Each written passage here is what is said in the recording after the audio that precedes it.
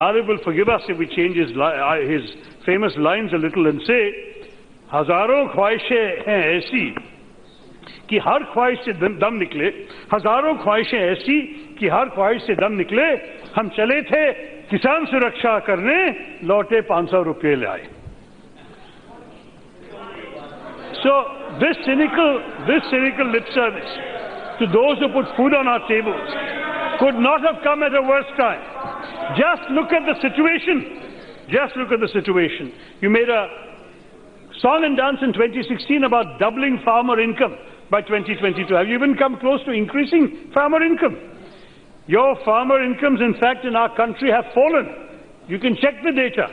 Growth rate in the sector has been acknowledged by your economic survey as having slowed to a crawl. Input prices and therefore the cost of cultivation has gone up every year. But earnings have fallen every year. And the procurement system of MSPs has largely failed to assuage the crisis experienced by the death-stricken farmer.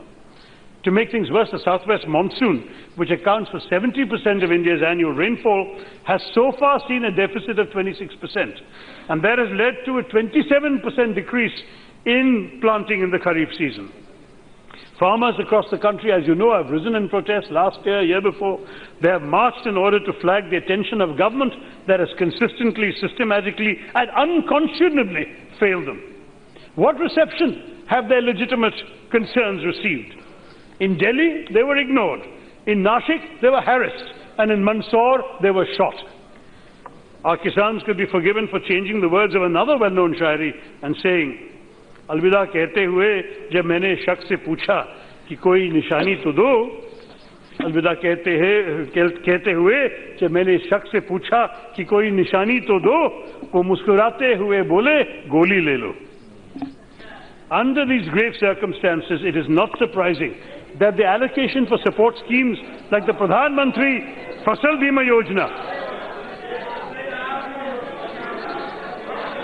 the government's flagship crop insurance scheme, has seen a modest increase. But in her address, even while the finance minister began by praising her government as one whose signature was last mile delivery, there has been no mention of the glaring loopholes in the Fasal Bima Yojana that undermine its supposed benefits as a crop insurance scheme. Since the implementation of the scheme, insurance companies have collected annual premiums far exceeding the payouts to the aggrieved farmers, and what they have paid has not been timely. Recent reports based on data from the government's own Ministry of Agriculture say that as of May 10, 2019, out of the 12,867 crore claims that have been filed and certified by concerned state governments, 40% of claims, that is 5,171 crores from the Kharif season that ended last year, remain unpaid. As you must be aware, according to the guidelines of the Fasal Bima Yojana, claims have to be paid within 2 months from the end of the harvest. But that means 2 months would have been February 2019 latest, but by May they hadn't been paid. For comparison, earlier, under the equivalent UPA schemes, the National Agriculture Insurance Scheme and the modified National Agriculture Insurance Scheme, the gross premium collected was 10,560 crores and total claims paid were 28,564. So in our scheme, insurance companies had to pay 3 times more than they collected. In the BJP scheme, your government scheme, the actual insurance companies are collecting more than they're paying out.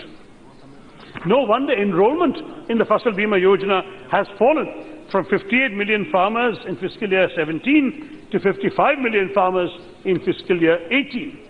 It only remains a golden goose for the insurance companies, and I must say, from a country that is suffering from such agrarian distress, we cannot afford to have a scheme that enriches the insurance companies but gives a raw deal to the poor farmer. Dil-e-nadan, tujhe hua kya hai? आखिर इस दर्द की दवा क्या है? हम कौन सी वफा की उम्मीद में हैं जो नहीं जानते वफा क्या है? At the same time, there is very little investment in other schemes for farmers that could have actually helped them to reach their target of doubling farmer income. For instance, the allocation for agriculture-related research research and education, which often offers very good returns on investment, has only risen marginally from 7,900 crores to 8,078 crores. So it's about 0.37% of agriculture, of the agricultural GDP, the same amount as before, far short of the 1% that is the globally accepted requirement target. There was also the mention of the return to zero budget farming, which is puzzling. उसका मतलब क्या है, finance minister? आखिर हमारे किसानों का budget वैसे भी जीरो है, as we all know. आप तो केमिकल फर्टिलाइजर सब्सिडी के लिए सिर्फ 9,000 करोड़ दिए हैं और आप परंपरागत कृषि विकास योजना को सिर्फ 325 करोड़ दिए हैं. जीरो बजट तो सही है.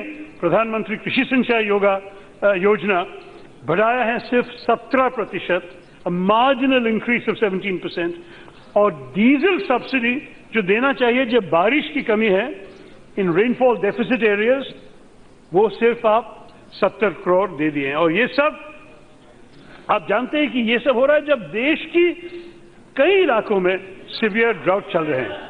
ये तो किसानों के लिए बिल्कुल जीरो बजट ही है, Mr chairman. We can't afford to be misled by this government's rhetoric and empty promises. You can talk about doubling farmer income, but you have to walk the talk.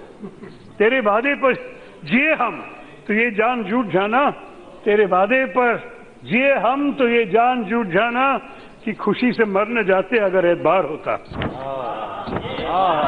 So then there is the grand announcement of the Matsya Sampadya Yojana under the Department of Fisheries. Department of Fisheries, not the separate ministry long promised by this government. Government announced a separate ministry that will be in its national policy on fishing 2012 and promised it in its 2014 manifesto, and now with just a department you're claiming that your Yojana